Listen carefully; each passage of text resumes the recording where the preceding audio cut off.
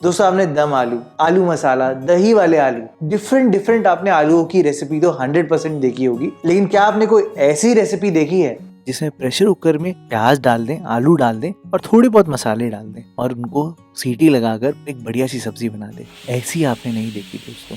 इस रेसिपी में ना ज्यादा सामान है, ना ज्यादा कटिंग चॉपिंग है और इंस्टेंटली सारा काम हो जाता है। तो दोस्तों आप ये आलू की शानदार रेसिपी बनाकर जरूर देखना। मैंने बहुत सोच के ये रेसिपी बनाई है और ये आपको बहुत पसंद आएगी।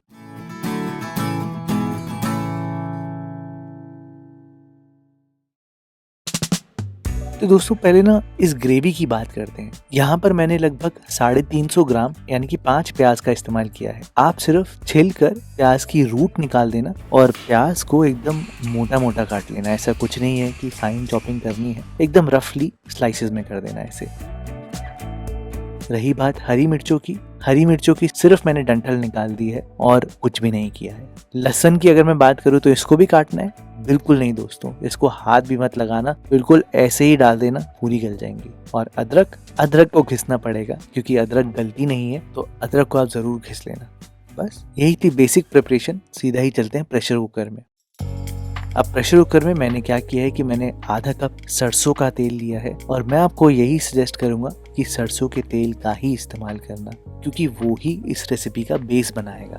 जैसे ही सरसों का तेल अच्छे से गर्म हो गया, फिर मैंने गैस को बंद कर दिया और बंद करने के बाद मैंने थोड़े से खड़े मसाले डाले हैं। सारे इंग्रेडिएंट्स मैंने डिस्क्रिप्शन बार में दिए हैं हमेशा की तरह, और वीडियो में तो लिखे आपको दिख ही जाएंगे, तो टेंशन किसी बात की मत लेना आप। अब गैस बंद में ही इन मसालों के साथ सबसे पहले लहसुन डाल देना, उसके साथ साथ हरी मिर्चें, और इनके ऊपर ही आप सारे प्याज डाल देना जो काट के रखे थे हमने। ये जो लहसुन है और जो खड़े गरम मसाले जो भुन रहे हैं ना दोस्तों, उसमें मैंने गैस बिल्कुल भी ऑन नहीं करी है। ये सारी भुनाई उसी गरम तेल में ही हो रही है, तो इस रेसिपी में आपकी गैस की भी बचत होगी। बस घिसी हुई अदरक डाल देना और इन सब चीजों को आप अच्छे से मिला देना। अभी भी आप सोच रहे हो क्या रहा है, तो आप टेंशन मत लो। अभी आप ये देखो, यहाँ पर मैंने नमक भी डाल दिया है, कश्मीरी लाल मिर्च भी डाल दिया है और आधा चम्मच हल्दी पाउडर भी डाल दिया है। ये चीजें डालने के बाद और अच्छे से मिलाने के बाद अब करते हैं कुकिंग शुरू। गैस को आप ऑन करना और इस गैस को मीडियम फ्लेम पर रखना, ना बहुत हाई फ्लेम पर,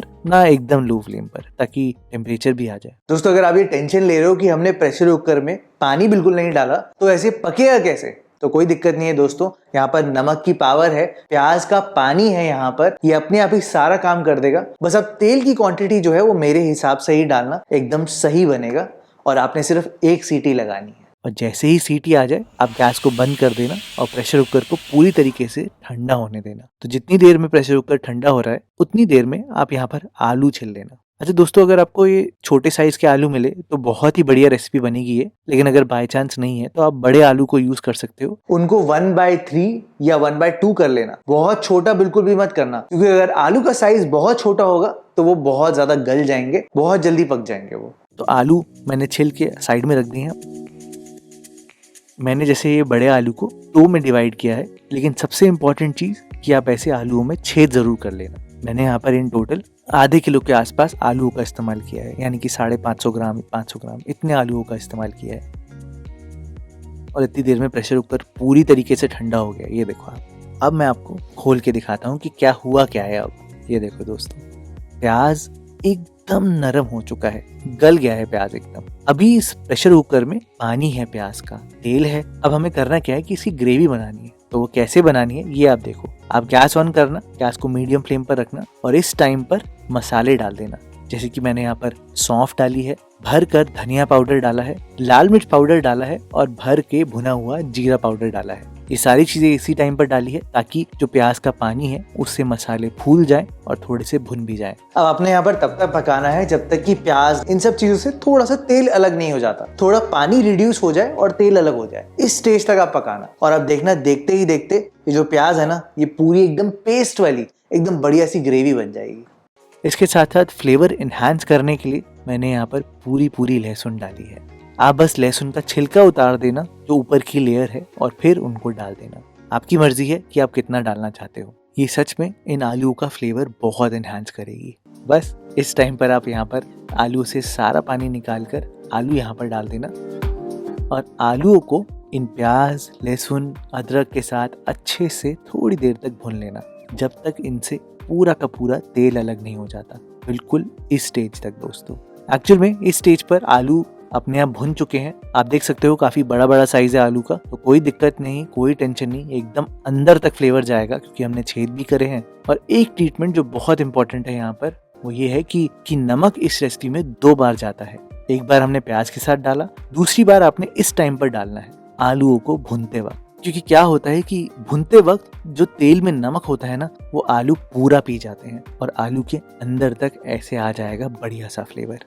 बस दोस्तों, अब तेल पूरा अलग हो चुका है आलू से, प्याज से। इस स्टेज तक आपने पकाना है, आलू का कच्चापन भी दूर हो चुका है। यहाँ तक तो रेसिपी एकदम बढ़िया चल रही है ना। अब आप सोच रहे होंगे कि इसमें खट्टेपन के लिए क्या डालना है, दही डालनी है, टमाटर डालने हैं। दोस्तों ये दोनों चीजें नहीं डालनी, हल्का सा खट्टापन आपको चाहिए, बहुत ज्यादा बिल्कुल नहीं चाहिए, क्योंकि प्याज और मसालों का जो फ्लेवर है ना और जो लहसुन का है वो ही मेन फ्लेवर है इस रेसिपी का। तो आप क्या करना कि यहाँ पर अचार का मसाला, आम के अचार का स्पेसिफिकली, और थोड़ा सा आम का अचार भी ये यहाँ पर डाल देना, सिर्फ 1 टेबल स्पून तक। यही इनफ होगा इस रेसिपी में बिल्कुल बैलेंस लाने के लिए और एकदम बढ़िया यूनिक फ्लेवर आएगा इसका। अब आप यहाँ पर 1 कप तक पानी डालना, सारी चीज़ों को अच्छे से मिलाना और यहाँ पर आपने अब 2 सीटी लगानी है मीडियम फ्लेम पर। 2 सीटी के बाद आप प्रेशर कुकर को पूरी तरीके से ठंडा होने देना और अब आप देखना दोस्तों, आलू अच्छे से गल चुके होंगे और ये भी खत्म नहीं हुई है। एक लास्ट इंपॉर्टेंट पार्ट रहता है जो कि सबसे ज़्यादा फ्लेवर इन्हांस करेगा। लेकिन अभी आप आलूओं को देखो कितने अच्छे से सॉफ्ट हो चुके हैं, एकदम क्रीमी आलू निकल कर आते हैं इस रेसिपी में। तो अब यहाँ पर लास्ट की चीज़ें डाल देना, जो कि है गरम मसाला, कसूरी मेथी मैंने यहाँ पर डाली है। सारी चीज़ों को अच्छे से मिलाया है और गैस ऑन करके एकदम लो फ्लेम पर 5 मिनट तक आपने पकाना है ढककर। थोड़ा सा मैंने फ्रेश धनिया डाला है, अच्छी फ्रेशनेस मिलेगी इस रेसिपी में।